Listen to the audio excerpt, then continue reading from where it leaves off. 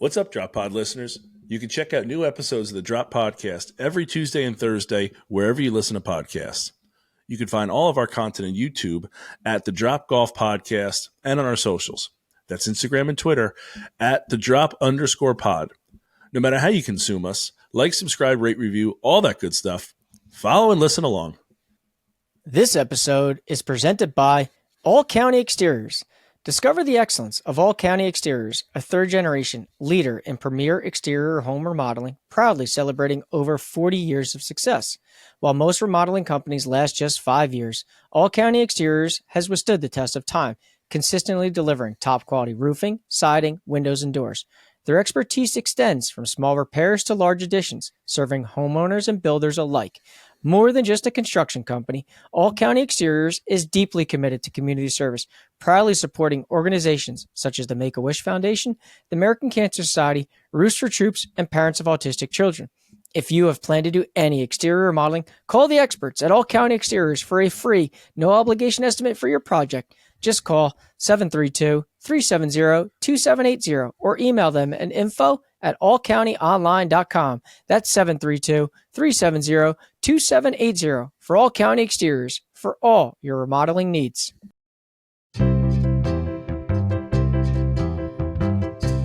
This is the Drop Podcast where we talk golfing in the Garden State. I'm Mike Poro, and this is Ryan Coulott. What's up, Drop Pod people? Welcome back. We are episode 113. It is December 3rd. And Mike, happy Thanksgiving. Happy belated birthday officially. How was your Thanksgiving and the birthday celebration there? As you can see, I'm wearing some layers here because I think I threw on some extra LBs. So let's just say it was a great weekend all in all. Love that for you. Good. I'm glad you got to celebrate. And as I texted you, I have a hard concept of time with this sometimes because obviously we don't record this on the day we put it out. So trying to think ahead is kind of tough. So I do apologize, but able to throw a little happy birthday celebration in there before I thought was listen, it was a little curveball. Well. A little curveball. It caught me looking, straight through. Happy Thanksgiving to everybody. Hope everybody listening had a great Thanksgiving and enjoyed their food and friends and family and all that kind of stuff and really just got to relax and enjoy the weekend. Now we're kind of in the final push. Hopefully everyone survived Black Friday. I don't know if people still go out, Mike. I don't know how. I'd be really interested to see the amount of people in the stores for Black Friday as opposed to like on Friday. I kind of sat on the couch for like an hour and did some online shopping and pretty much got all my Christmas stuff done. But as opposed to like when you used to run to the mall and go to Walmart at midnight, I don't know if people do that anymore. So hopefully everyone survived and we're kind of in this last push now before Christmas. And that's what we got going on. Let's talk about what we got going on here, Mike. How about that? How about that for a transition too? Yesterday was the December 2nd, Monday, Mike versus 6-hole, the center 9 at Ridgewood. I think it's going to be, obviously, here's our theme, right? We got to play Ridgewood, and this is the last one of this like series that we've been putting out, and the ultimate course, Ridgewood Country Club, top 100 course in America, top 5 in the state. It is an amazing track. Obviously, we're going to get all to that in a little bit, but I'll tell you, Mike, just an incredible experience. But with them having 3 9s, I've had trouble thinking about how we're going to talk about each 9. Is it like, do you just say center, knowing that it's only 9? Does not everybody know it's only 9?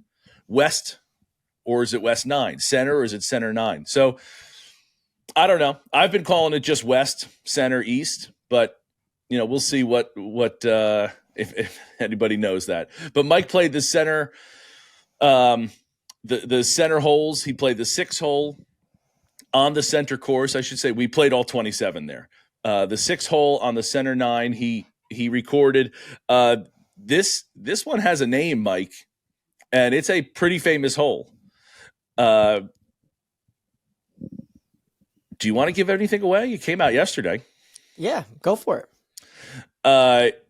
It's the famous hole. Short. I'm blanking on the name, Mike. It's the Five and dime. Five baby. and dime. Five and dime. As it was coming out of my mouth, I wanted to say, 9 and dine, and I was like, that's not it. It's a famous hole that Phil Mickelson hit onto the grandstand during the Barclays, I believe, a number of years ago. It's a drivable par 4 if you can really pump one out there, or you can kind of lay back, have a shot onto the green. It's a very difficult green, but Mike played it yesterday and had a time doing it. So that was yesterday's episode there. Today is episode 113. You can see us on YouTube. Obviously, we're always streaming here on YouTube. Go check us out there. Subscribe, like, rate, review, all the stuff that we say in the beginning. Please go ahead and do that. Tomorrow is December 4th. Again, another Ridgewood. Ryan Verse. I take on the West Nines 5th hole. The 5th hole is called Nub, I believe, or Noob, N-U-B. It is just an absolutely stunning hole. It backs up to, is that Paramus Golf Club is behind it, Mike? The tee box is kind of deep at the end of the property there. And you kind of go out, good par 4, elevated green, a treacherous green complex, a lot of sloping, tons of false fronts. It's a great hole. And you're going to see how I do tomorrow against Ridgewood's par 4, 5th hole on the West course. Thursday, we have Ridgewood assistant golf professional Leah Nowicki. If you listened, if you're going to listen, she's really got a up and coming career. Not that she doesn't have a good career now. Like, you can tell, Mike, she is going to be going places in the golf industry as far as the, not necessarily playing golf, but where she's going in her professional career. She's got a very bright future and already has a stunning resume. So Leah Nowicki is the assistant golf professional. That's going to be Thursday's episode. She's breaking barriers, baby. 100%. And then Friday, we play the par 3 5th hole on the center course. Yes, that is right before the Mike Versus from Monday. So kind of give you a little glimpse into that end of the property, I guess, kind of like tucked away. What's that? Route 3, Route 17 is kind of like, right through the woods there. It's just kind of tucked into the corner. So Mike and I play the par 3, and then Mike plays the par 4 coming back. So that's going to be Friday with the Mike versus Ryan on the center 9 there at Ridgewood. So that's kind of our weekly recap, and we're moving on from there. Mike, I started this with talking about Black Friday. I know we had a Black Friday special as far as our sweatshirts go. You and I are both wearing them. What do you got as far as an update for us with that? I mean, how did it go? Is it still open? Talk to us about it, because I'll tell you, I think I blasted out messages to friends and family to buy some stuff, just, support the cause kind of thing. What do we got?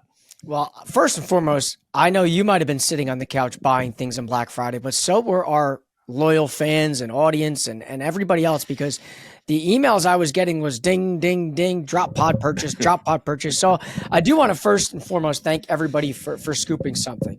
I know you and I have been hooting and hollering about these hoodies being probably the prized item out of the selection that we have. They're comfortable, they're relaxing, they fit very well. Like, I played golf in mine on Friday. So while I did some shopping in the morning, I wore it to play golf Friday, which we'll get to later this episode. But it was cold, so had it over my thermal. I even had it over a vest. Like it is warm enough to wear in a super cold day, but movable enough, or whatever you want to say, to play golf in and swing. Yeah, so I mean, it was overwhelming in terms of the people that purchased things. To your point, I blasted out a gazillion texts to people as well. So I do want to say this, and most times you hear these sales that go on from Black Friday and the end Cyber Monday. Well, today is Tuesday. I've asked them to extend it one more day. So if you have not scooped the one more time, you've got to go check that out. You got to, minus the singing. That doesn't come with the hoodie, but everything's 15% off. And I say that and everybody's like, oh, why not 20, 25? But listen, things are already affordably priced. The hoodie was $30. Now you can get it for 25, 50. I mean, those are things that in terms of quality, you're just not going to match. And I know this is one of the things that the idea really for us is not to make money. It's not to put cash in our pocket. It's to get the brand, the name out there even more than it already is. So I have got them to extend it one more day. If you are one of the few people like we did have on Black Friday that wants to spend over $100, if you use the code DROPSHIP24, it's free shipping. So, I mean, these are things that I think go take a look, go get it out. You'll see it all. I mean, they saw it all week. You'll see it again today for the link. Go get your order in today. Absolutely. Mike, it's really, again, it's really good stuff. The sweatshirt's great. It's 3 different colors too. You got the white one on, there's a gray one and a black one. It's a no-brainer. Really is. And anyone that listens to us or is just, hey, maybe someone's a golfer, you want to get them a sweatshirt for something, do it. It's again a no-brainer.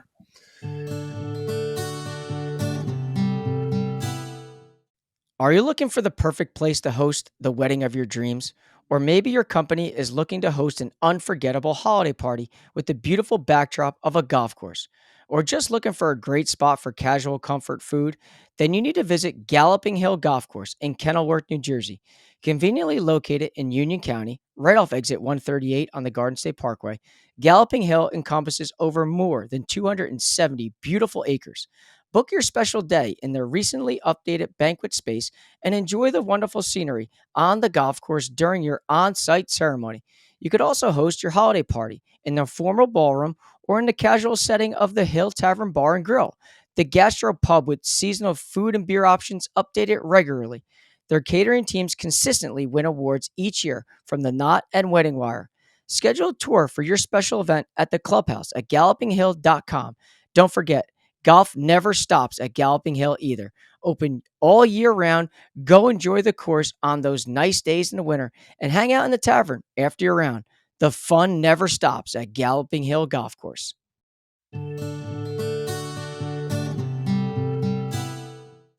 But Mike, let's move from this preview talk, and let's get into the meat of our episode, because like you, I know you are. We need to talk about Ridgewood Country Club because it was an incredible day. Listen, I don't even know where to start, but I do think it's probably very important for us to thank Pete. We've been fortunate, like I've said on many, many occasions, to connect with so many like-minded people that either are into what we do, they appreciate what we do, or frankly, just fans of what we do. And being able to connect with Pete Repetto over there at Ridgewood Country Club was an absolute gem of a person. I mean, we've talked about this on this little trip of meeting this person, that person. Pete is just another guy that just falls in that rank. He was kind enough to have us out, all 27 holes. Got to see Dave Reisner, chatted up with him. We were fortunate enough to play with one of his buddies, Craig, who knows golf architecture better than anybody I've ever come across. And on top of it, Pete's a freaking good golfer. Yeah. So it was one of those experiences for someone like us that when you hear Ridgewood, you hear the allure of that place, you hear the name. Being able to step foot on that piece of property did not disappoint. Not even a little bit. I mean, it is, you go there, you know it's going to be a fantastic time because its rankings, it's hosted PGA events, the caliber of it already because it's out there, right? It's not like it's a hidden gem or anything like that. It's been a gem for 100 years. So what you're getting into when you were getting there. And even those high expectations to then go play 27 holes, it does not disappoint in any way, shape, or form. It was an exceptional experience.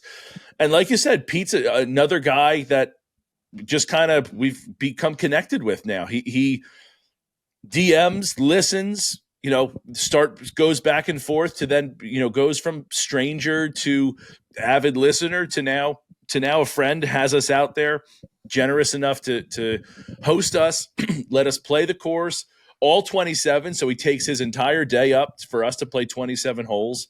It was really a special experience. And then, as you said, we got to chat with Dave Reesner, that is, in between kind of some of our nines there. He came out and watched us play, a hole for a little bit and kind of rode around with us for, a hot second. The whole place is just is magical. Too much of a word there for it. I mean, it was so special to get there. I don't really have the words to describe it.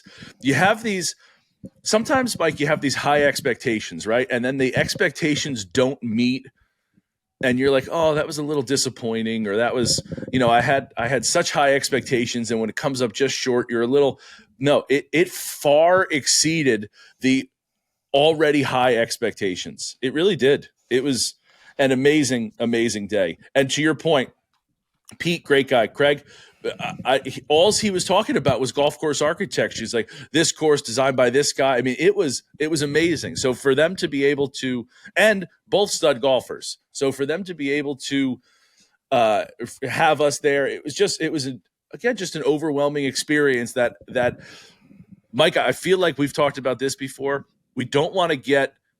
We're very, very lucky to have people like that open up doors for us that wouldn't otherwise be able to open up. And it doesn't get lost on us that the experience is not something everybody can experience, and that we are, and we are truly grateful for that. Yeah, it's humbling to hear how many people Humbling is a perfect word. Enjoy what we do. And the idea from the get-go was always just to highlight and talk all things golfing in the Garden State. And when people open up doors like this, we're beyond appreciative of it. But I think that whole spot, and I'll say this about Ridgewood, I know that I spoke to so many people leading up to this day because I was so excited to get on that piece of property and see the golf course. And everybody said, you're going to love it. You're going to love it. This place may go down for Mike Poro as my favorite golf course in New Jersey, hands down. When I talk about attention to detail, this place did that and beyond, kind of like to infinity and beyond. Like, this place was so good in every facet. I don't care if it was Gil Hance being there the day before we got there in a tractor, driving the damn things around. The tractor's right there. We're like, hey, Gil Hance was in that tractor right there. Moving dirt around. Yep. You go to the practice area. You can chip balls right in front of you. You can hit 30-yard pitch shots. You can hit 60-yard shots. Don't scull it into the driveway, but puts the pressure on you to hit a high-caliber golf shot. Pete showed me where they had a little indoor simulator spot if people wanted to come over during the winter. You got a full grass range with nothing but phenomenal, top-notch, Titleist golf balls. Like, these are things that, like, you hear about, but finally getting to experience them was unreal. And then being able to stand on that patio, looking at that American flagpole dead smack in the middle of the putting green, man, oh man, was that place just special, unique. And I now see why everybody says that's my favorite golf course, my favorite spot. Yes, for me, it is my new favorite spot. It was an absolute masterpiece. I said it out there, Mike. I might have taken 2 holes to get there as we were on the East 9. and walking, you could see the holes were low in the property on the east side, and you can look up and you can see the tiers that the holes are built on, literally the ridges that it's on.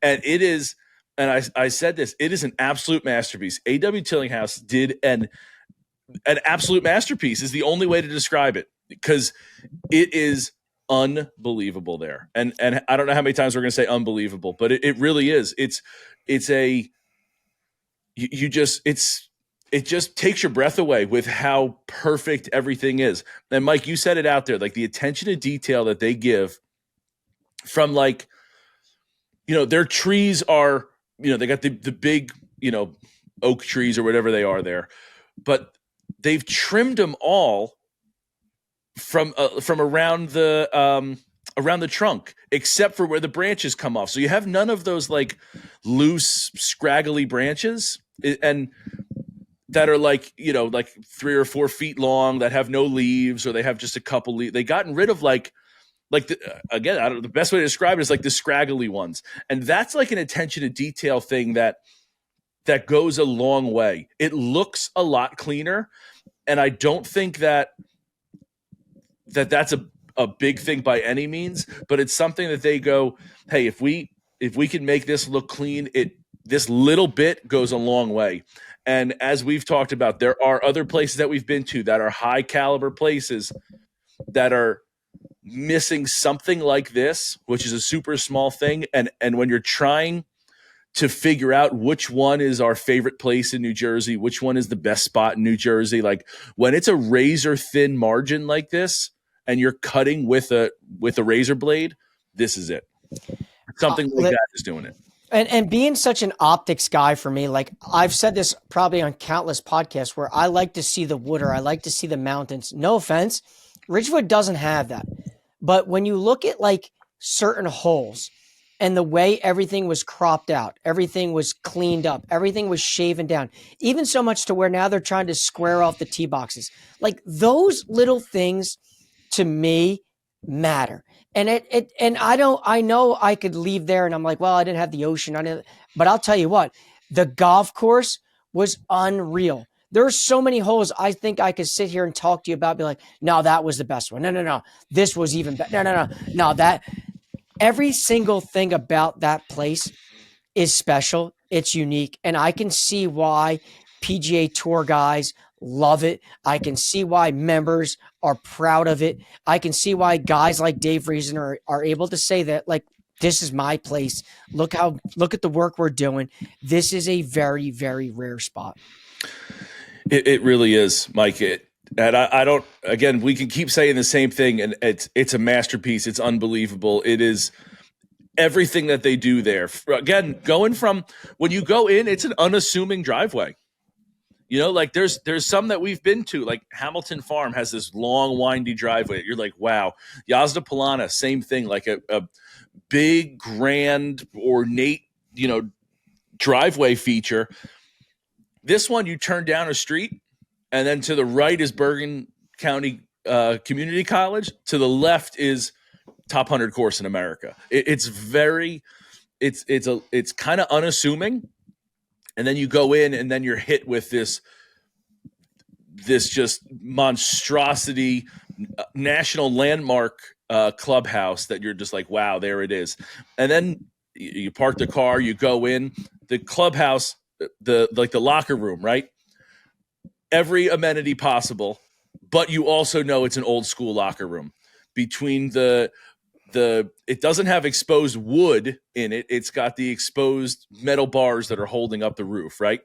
It's got old school lockers. Like they're not necessarily the newest looking. Not that they're bad. I'm not trying to knock it or anything like that, but I love the old school look that you're in the locker room. You have everything you could possibly need, but it also feels like you're in the 1930s. Yeah. It was so cool. And then you go out there and you're on, even the pro shop, Mike, like the pro shop at Ridgewood, you would think, and maybe it's the same way at all these big places. I don't know. You've played Pine Valley. So is Pine Valley's pro shop bigger or smaller than Ridgewood's? Smaller. So like maybe the bigger you get, the smaller the pro shop. I was shocked at how small Ridgewood's pro shop was. And it's not because it's not because it's small. It is, I would say it's on the smaller side maybe, but like I would have thought that it was enormous, like warehouse size. I because of the kind of place that it is. Like it's grand, it's big, it's everything like that. I would have thought that it's enormous. No, it's built in the 1920s. So they didn't have big rooms. So this is what we're working with. And it's just again, all those feels, all those things make you don't lose the newness, like you haven't lost any of the amenities, but it kind of brings you back to the history of the place. And you guys know how much I love the history of places. So that to me is one thing that didn't get lost there, is like the history and the aura going back to 1920s. Now, as you got to the golf course, what stands out in terms of the nines? You know, we can't go through 27 holes, even though we probably could, and some people would love that. But are there certain spots on the course? Are there certain holes on the course that for you, just like, you know what, this stands out? So, Micah, I found myself really interested in this part. Well, I guess these two things. Again, I talked about like looking at the holes and seeing them on the ridges, and I caught myself multiple times being like, it's amazing to think that A.W. Tillinghouse sees these holes within this property. Because when he builds it, there's probably thousands of trees around.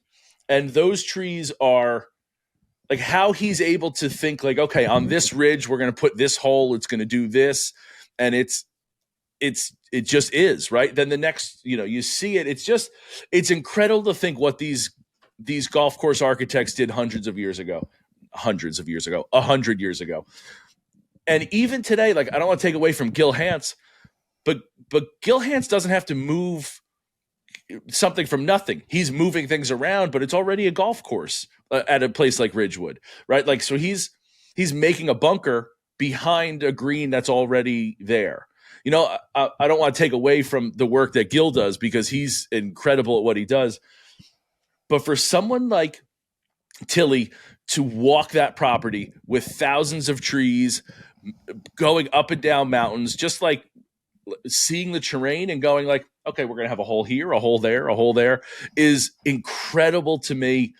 And again, I've said it 7-8 times already. It's an absolute masterpiece that he can look at the property, walk around and be like, this is where we're going to put a hole and this is how we're going to put it in. And this is the shaping of it. It blew me away. It really did.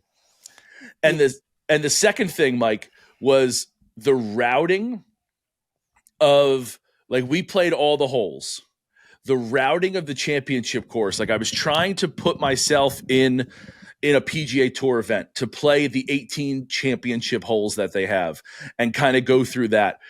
That routing is also just an amazing, like they're putting you through, like you kind of weaving through different, like you're playing, the west course, and you go to the center course, and you go to the east course, and then you make your way back over to the west course. Like that routing is it's just very cool to see. I don't know how else to explain it. It was really, really neat to kind of envision that. That composite is how they deem that. Yep. Yeah, I think that's kind of cool too. It's not even, and to Pete had mentioned they do that a couple times a year out there so people can get to see what it's like to play that. I think for me, I think the 6 hole in the center course, I know people probably saw the Mike versus yesterday, but to me, that was the one hole that everybody said is so damn good. It's a tight, small sliver of a green. It's risk reward. If you think you can bomb it up there. If you want to take something and just lay it up and then throw a little dart in there like I did, you can do that as well. But I do think that hole, to me, seeing it ahead of time, then experiencing it, and then going back and looking at it again, was an unbelievable golf hole. And to me, I wish modern golf had more of those risk reward holes. That's what makes golf fun. It makes golf fun because you got to think a little bit. You can be aggressive, but if you are and you mess up, there's some punishment. Whereas there are so many options. I don't know. To me, like that 300-yard par four is what more golf courses need. It's fun. It's exciting. Birdies can be made, but so can bogeys. I think that hole to me is one that obviously stands out for many, many respects. But the other one I thought that was really neat, and maybe the center course for me just kind of hit differently. I don't know. But I thought that fourth hole on the center course, it was a par five, not very long, kind of up the hill a little bit, if you recall. We all actually played that hole relatively well. But that cemetery being on the right-hand side there was just something that was so unique because you never would have thought like, man, am I really looking at a cemetery through the fence right there? And oh yeah, that you actually are. Like those little things are just so freaking cool to me. So, Mike, I didn't really answer your question. I guess I didn't give you a specific hole, but you went around those three. around the bush. Well, hold on, I'm going to come back to it now. But those three holes there, that the fourth, fifth, and sixth there, that little stretch, it's in the composite for a reason. Those are three great golf holes. That par three, the next one after it, that's the Mike versus Ryan. Mike versus Ryan that people are going to see this week. And real quick, before you keep going, the cemetery hole or the fourth hole of the center course, when the composite course is out there, is not a par five like it was for us. It's a par four for the PGA Tour guys that go out there and play. Yeah, which maybe it should be because they hit it further than us. It was I don't want to say an easy par five, but to it's not like it's not unreachable, right? It's a manageable par five for sure if you can hit a fairway and then get up. The tough part is not seeing the flag from your drive, for sure. But that stretch there, 4, 5, and 6, ending with your Mike versus there, is a great little pocket or corner there of Ridgewood. I will say this: I really liked the West 9 best. That was my favorite of the nines, particularly. And again, I recorded the hole, so maybe there's a reason. But that fifth hole, I really liked. I had volunteered at the Barclays a number of years ago, and I was on the fifth hole at the tee box. My job was to let pros go in from the fourth hole to the fourth green to the fifth tee box. I like that. I like that corner of the property. That fourth hole that comes out, you kind of have a little bit of a risk reward par five there. It kind of cuts off the fairway with those. What are those like fescue mounds, I guess, that are kind of in the middle. I think that's a great par five. Moguls. Thank you.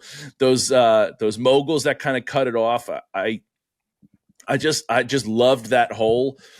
It doesn't allow you to run it up either. There's well bunkered. I think there was 5 bunkers that were around it, Mike, around the green. That is to me, that's an excellent hole for whatever reason. I like it being tucked away with the other golf course behind it. You got Paramus Golf Club behind it there. You got the church or the cemetery or the park to the left as you're coming at it. And then going away, the fifth hole that the Ryan versus tomorrow, like those 2 holes back to back, I think are great golf holes. And then excuse me. And then if I continue on the West course, I can go the 8th hole, another great par 5, kind of coming out of a little. It's not really a shoot, but you kind of have like a par 5 that's kind of going up to a very difficult green, all uphill. So it plays, I don't know, maybe 15, 20 yards longer than it does, and it's already from the backs. It's 563. So it's probably playing closer to 580, 585 because you're uphill the whole way. The West 9 I loved there, and then even that little par 3, that was just a what was that, the 6th hole? Yep. Little like postage stamp kind of green. It's a well guarded, well bunkered green, rather flat, but with sudden undulations. Like some holes we played, you had some mounds, right? You're transversing the land. This one was rather flat with like little subtleties. I don't know. Thought all of it was great, but those couple were some of my favorite. And like you said, you like the center. I like the west better. I will say this about the East course, though. That ninth hole was special. When you're coming up there, you got the water directly, right? That was the ninth hole. We had the water up there on the right-hand side. You had the Adirondack chairs sitting out there behind the green.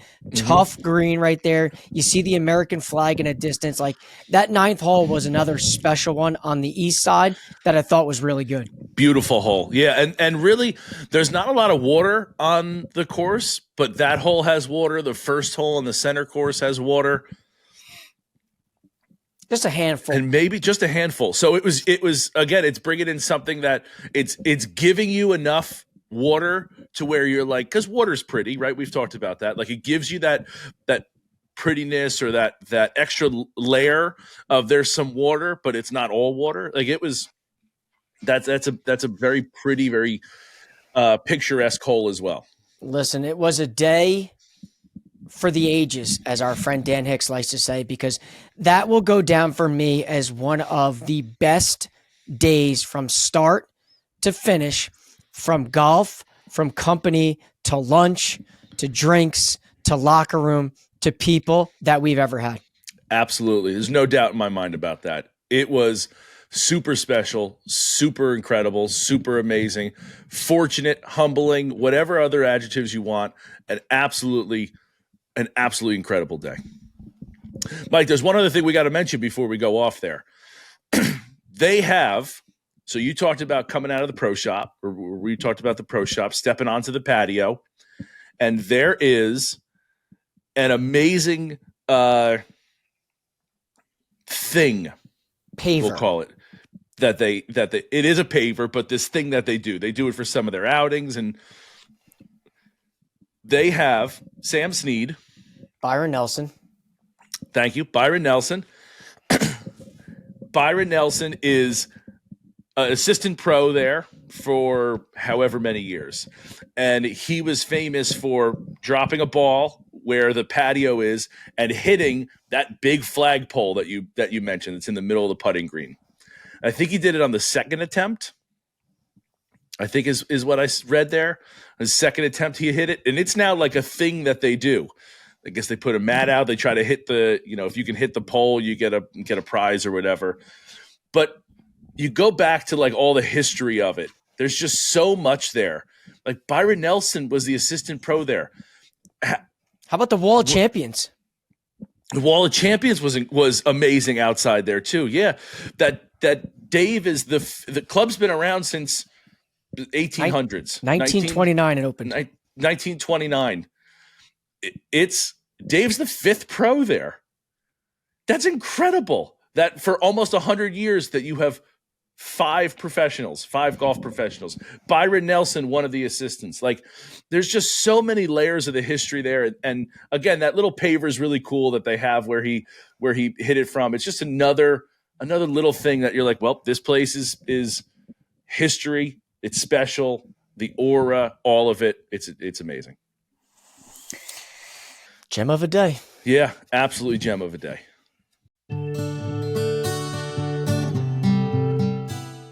The Christopher P. Siciliano 10th hole is the first state-of-the-art municipally owned indoor golf facility in New Jersey, located adjacent to the award-winning William F. Larkin Golf Course in Ocean Township, New Jersey. Home of 4 golf bays utilizing TrackMan technology, along with a large event space to host your next get-together. From engagement parties, corporate events, bachelor parties, and more, the 10th hole is the perfect venue. This unique facility has an affordable monthly membership with no initial fees or stipulations. Interested in a membership? Come by and say Mike and Ryan sent you and receive 2 additional free hours for your first month. This promotion will be good until Tuesday, December 10th. Go visit the 10th hole, located in Ocean Township, New Jersey, today. All right, we are joined right now, this segment, this part of the episode with Dr. Mike Pomykala, Sports Solutions PT. Mike has been a huge supporter of mine. TPI Tuesday, the Ryan versus. Mike has helped me out in so many different ways. I cannot thank him enough. And Mike, we're going to talk about our little preview. We're going to do TPI stuff again. So, Mike, thanks for jumping on to answer some questions. Mike said he wants to grill you. Appreciate you giving us a little time virtually here as opposed to in the Fortress of Solitude. Listen, you guys know I love the Drop podcast. I love being here. I love you guys. So anytime you're like, do you want to hop on? Yes, please. I would love to hop on. I do want to commend you, Dr. Mike, because I think when we have a little recap of what 2024 was for the big fella, it was an unbelievable one. I mean, there's no two ways around it. I don't care if you want to talk golf game. I don't care if you want to talk health. Everything about what you two did leading into this year was simply amazing. Listen, I truly appreciate that. I love what I do. And like you said, I'm glad you pointed it out. One of our goals, first and foremost, was to keep Ryan healthy. He had a lot of golf to play. You guys were playing 36 some days back to back. We had to keep Ryan healthy, and that was priority number one. And we succeeded. And, kudos to Ryan, too, for doing what he was supposed to do most of the time.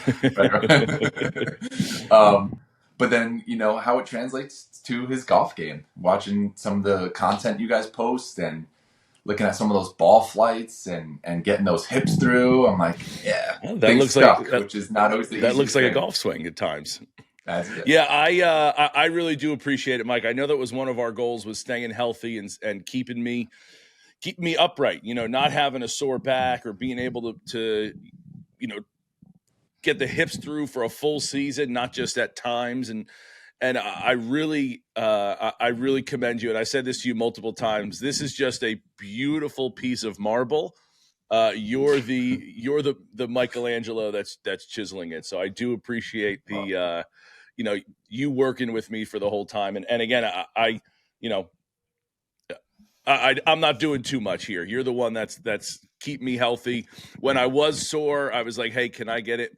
Please hold questions for the end. When I was sore, I could call you. We'd work it out. We'd stretch it. We'd do some exercises, and then get back in it legitimately without the stuff we did last winter, the TPI stuff, and then not having you.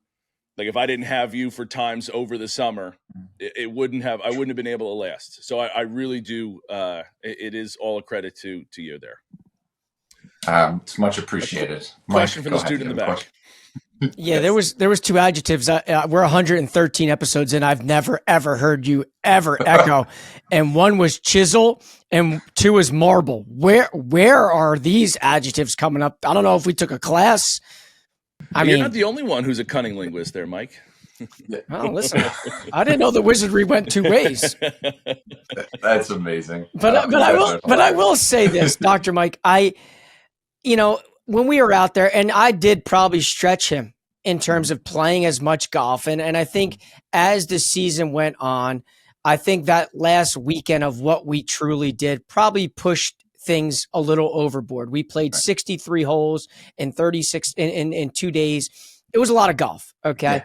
Yeah. And I think that's kind of where, the end was coming. Yeah. And, sure. But I think when you look at where he was to where he finished, I think we can talk about so many positives about handicap dropping, flexibility being there.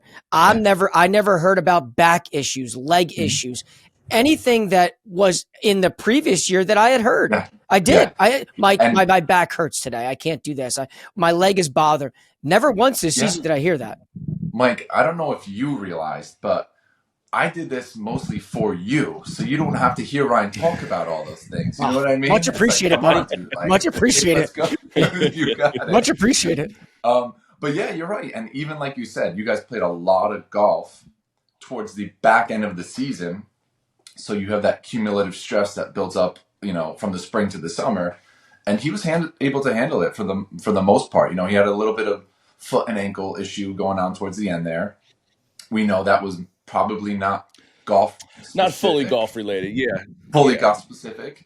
And, not And to break HIPAA, but Ryan's got a previous foot and ankle surgery on it's that okay. side. So it kind of correlates to, his body. So, Yeah. And I think from your perspective, before we get into what you think he needs to work on mhm, throughout the 2024 winter sure. time into Mhm. 2025, what did you think of his progression from like when he left you? Because I know the results, that was one thing that we talked about is Yeah. how good the results were and what were going to be your expectations of him being able to maintain it, keep it Yeah. there, if it decreased, like what were your thoughts of that?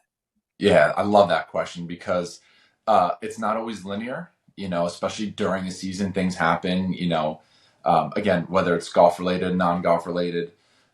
So, from what I saw over the winter, I sort of had high expectations for Ryan as far as handicap dropping. Um, as a I don't want to say coach, but as working in the industry, doing more of the fitness medical stuff, you can see when things click, and I saw it click in Ryan with some of the drills we were doing and exercises, and that aha moment for the client or the patient is like, as the provider, you're like, okay, he's got it now. He just needs to bottle that and take it where he goes. And whether it's a phrase, an exercise, again, we go back to uh, hip snapping back. Like that was enlightening for Ryan. And once he was able to do that, he was able to clear his hips before his arms came down. So he wasn't getting blocked as much. He wasn't having that push fade as much. Things were a lot smoother. And again, with that block push fade comes the back pain, comes the hip pain, and all that stuff. So a lot of times fixing maybe just one or two things unravels the entire swing in a good way, where now it's like, all right, now everything's working on all cylinders. I saw that happen in Ryan probably in Marchish, and I was like, okay, I think he's got it now. Well, Mike, I'd say 2 points to that. Does that happen in every Yeah. patient or just the athletes that you see? Oh, that's a great question. And if I'm quoting, Just if one I'm word. I just need quoting, one word. Just athletes, non-athlete. That's what I was looking for. No, I will say, um, like, Mike, to your point, you said something there that's like, we got my hips working better and firing through, and that not only made got me healthy, like less stress on the back. It got the back looser, the hips looser, all that kind of stuff that you just talked about. But I also played better golf from it. So not only did I play bad golf and get hurt previously, now I've played better golf and didn't get hurt. So it's really a yeah, almost like a chicken or the egg, like which one's better kind of yeah. thing. Yeah. And Mike, kind of like what we were talking about before offline, when we set Ryan up with the 4D motion testing, we see the kinematic sequence and we see the rate at which body segments fire or decelerate. And Ryan went from being primarily upper body dominant, arm dominant, to actually starting the transition with his legs and decelerating first with his hips and pelvis, which is what you're supposed to do. And things were able to kind of fall in line and sequence a whole lot better than traditionally he was able to. Yeah, listen, I can't lie. I was blown away with everything. Yeah. I truly was, and I think that's a kudos to you and the work that you really put into him this whole off season, and it's one of those things. And I know he's appreciative of it as well. And on the back end, I appreciate that as well because it's less I have to Absolutely. hear. But like as you look ahead Mhm. in terms of where Ryan is, because I also understand, and I want the audience to know, like, just because you do this type of stuff, it's not automatically going to make your handicap go lower. You're not going to Correct. automatically become a better golfer, but I think Correct. it does improve the quality of life. And I think that's Mhm. truly what matters most because Yeah. when you can feel good, now you look good, now you play good. It's a great Mhm. little combination there of three Yeah. things. But as you look ahead, where do you kind of see the big fella working on a lot this season? Yeah. I think, again, number one for Ryan is durability, making sure that um, because um, just a little preview, like we were saying, I got some force plates in the office now, which we can get into, but we can see the types of forces Ryan can really generate from the ground. And we're talking about like 200% of your body weight throughout your lead leg. That's a lot of stress, right? When we're talking about it. So making sure that, his tissues hold up, because it's a long season. It's a lot of repetition through the body. It's a lot of stress through the body. So for me, first and foremost, it's durability for Ryan. I want to make sure he continues to be healthy, that his tissues can handle it, his joints can handle it, his nervous system can handle it, everything. And then going from there, I don't have any other personal goals for Ryan. We'll talk about it when we do our TPI testing. But whatever the big man wants, we'll work on. Again, for me, for him, durability is first and foremost. Making sure his sequencing stays where it should, things don't get out of whack. And honestly, if I'm not lying here, the putting game a little bit, Rye. Not a good putter. Yeah. Yeah, but listen, I'll take the bad putter. I will take if I know he can get around the golf course. Yeah, exactly. And I think that's one of the things. Again, I know I'm harping on this, that I was overly impressed with. I really was. Appreciate Mike, it. There was more than one occasion last summer, like summer of 23, where you've said it, and you said it after the fact. You weren't like, giving me a hard time during, but I felt like I wasn't part of the round that we were playing, whether it was you and I, or whether it was you, me, and whoever the other guys were. Like the first time we played at North Jersey, like with Brian Mackey, he goes out, shoots an easy, cool 72, right? And I shot a 96 or 7 or something like that. You don't feel part of the round that way. We had a lot of fun. I don't want to make it, but it is very easy to feel disconnected from the group when you put your drive right, then you put your second shot left, then you put your shot over the green, then you chip in front of the green, and it's very easy to feel disconnected. And there were a lot of times, maybe not a lot of times, but more than a handful of times in the summer of 23 where I felt disconnected from when you and I were playing. And again, it could have just been you and me, where you were just, you were going to shoot 77, 78, 79, and I just blew up. Whereas this summer, I really never felt that way. I bet if I had to think about it, there might be a time, but I don't remember thinking like, I really didn't play well that day, or I didn't, there were days I didn't play well, but never days where I didn't feel, where I felt, again, this disconnect from our group. We're proving relationships now too, Mike wants brakes a little bit. Pump the brakes. Yeah, no, I agree with that statement though, right? And Dr. Mike, obviously I heard you kind of tease these force plates and some 4D technology and these things. Tell me some of the things that you got the big fella on to kind of take his game from where he's at to even the next. This is where I'm interested too, because this is the plan now. So yeah, Mike, what's the plan here? So TPI's basically model is we look at the what, the why, and the how, right? So the what is when we talk about the 4D motion testing, we talk about what your body is actually doing. And we can see the numbers, the speeds, how everything sequences, decelerates. Awesome. The why is the actual physical test. So we look at your, range of motion, your stability, get into some power testing, strength testing. And then the how is force plate. So how do you create your ground reaction forces to then allow your body to move and sequence? And so now we have all the pieces. So we don't have to guess and say, well, it kind of looks like, or maybe. It's like, all right, well, let's see what the data says. The data doesn't lie. And it's okay. You think just like my hips. Your arms are exactly. You think you're early extending. All right, let's see why. All right, we look at the force plates. It's like, all right, yeah, look where you're pushing off your foot. You're not generating enough force from your lead foot. And then we look at the 4D, and it's like, oh yeah, look, your arms are coming through way before your pelvis is. You're getting blocked. Maybe your hips aren't where they should be, or maybe your speeds are much lower. Your pelvis isn't moving as fast as it should, and now your trunk is moving faster to try and sync everything up. So we can actually see, okay, you thought you were early extending. Yeah, this is why, because A, B, and C right here on the monitor, we can see it. We don't have to guess and assess. We could just assess and be like, all right, there it is. Yeah.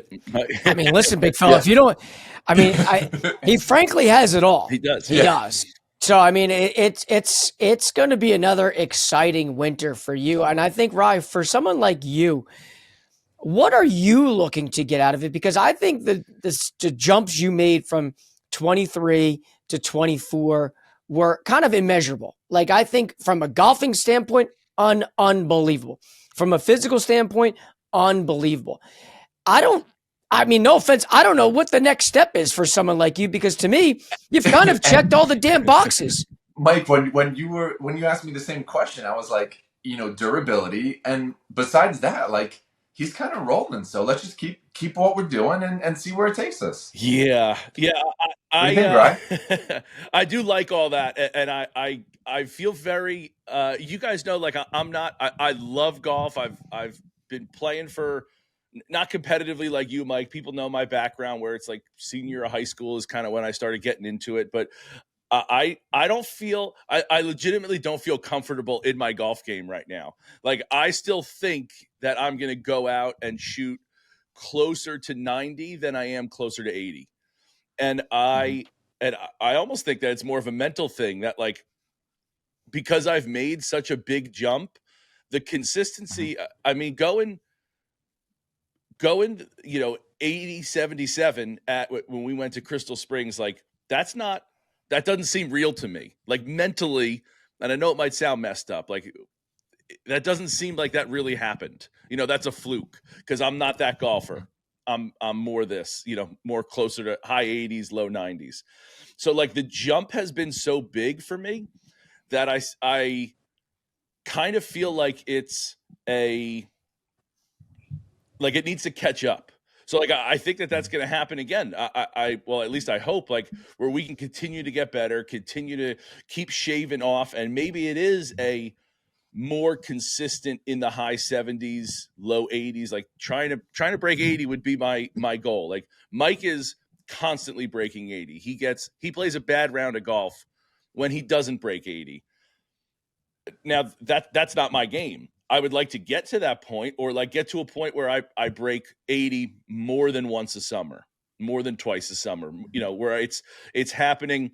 Maybe it's happening once every 5 times. But of those other 4 times, it's 80, 82, 81, maybe 83, 80 again. Like, you know what I mean? Like, for me, that's where I'd like to get to. But I think also the mental part of it, because I've also said many times, my handicap right now is an 8. I don't feel like an 8. I think it should be closer to a 10, but I started the season at nearly 12.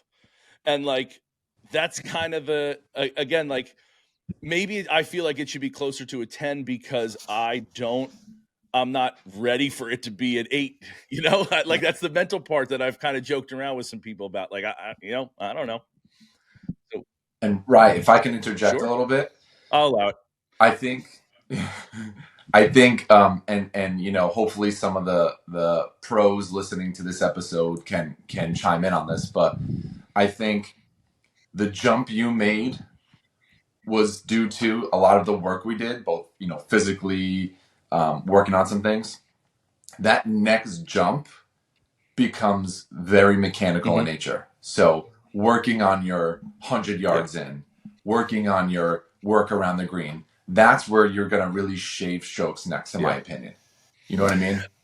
And Mike, I don't know if you want to interject on anything like that. Yeah, listen, I frankly don't care about the golf game as much as he does. To me, it's the idea that he's able to get out there and play as much as we do. Because I think we are, at least this season, we're beyond active. Active wasn't really even the word in terms of what we did, and he was able to keep up.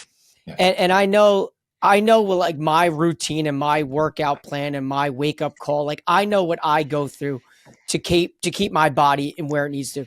That's what I loved about him. The golf game's irrelevant. I don't give a shit if you shoot out 95 or 75. But the fact that you're out there every single time, never have to call it in and say, listen, I'm not feeling good. I'm sick. My back hurts, my leg. That's to me what matters most. And that's where I'm hopeful that either it levels and continues out or we progress to even better. 100%. I'm on board. I'm on board for Mike, that too. I have a quick question for you. It's harder for Ryan sometimes, and not for me as much because I know the plan, I know what we're doing. For you to always feel like, am I making progress? Is this different? And then you get on the course and you're like, wow, what did you notice specifically about him, maybe on the course, or did you notice anything different about his like mannerisms or his swing in particular, or things again like he used to say that he didn't say? I'm curious to see, like, because you play with him a lot, obviously. Too much. I would say, you know what I would say, Dr. Mike, and I think this word goes to his whole life. I think he's happy. I think he's happy. And I think when you look at where he was to start this whole podcast journey, him and I, to where he is today, December 2nd, 3rd, whatever it is, like he's happy. And I think he's happy in every aspect of his life, which I think is resonating more in his overall well-being. And I think that to me, whether it's golf related, whether it's his personal life, whether it's his fitness life, whether it's his, like, I just think at the end of the day, the dude is happy. And I'm hopeful that he doesn't say, this is good. I hope he continues to strive for better. Love that. Yeah, I couldn't agree more. Mikey, thank you. Yeah. I tell you, I am happier. It really, those that know the personal life, there's been some ups and downs the last few years. So it has, things are good in my life, and it does. And even Mike, did Chris say it on air? Did he say it to us as we were just talking that I am happier? Things have been going, and you're happier, so you're playing better. You're playing better, so you're happier, and it's a spiral. So, it's the best word I can love use. it. Mike, thank you for joining us. I'm really looking forward to it. We're gonna have our workout Wednesdays are going to be coming out.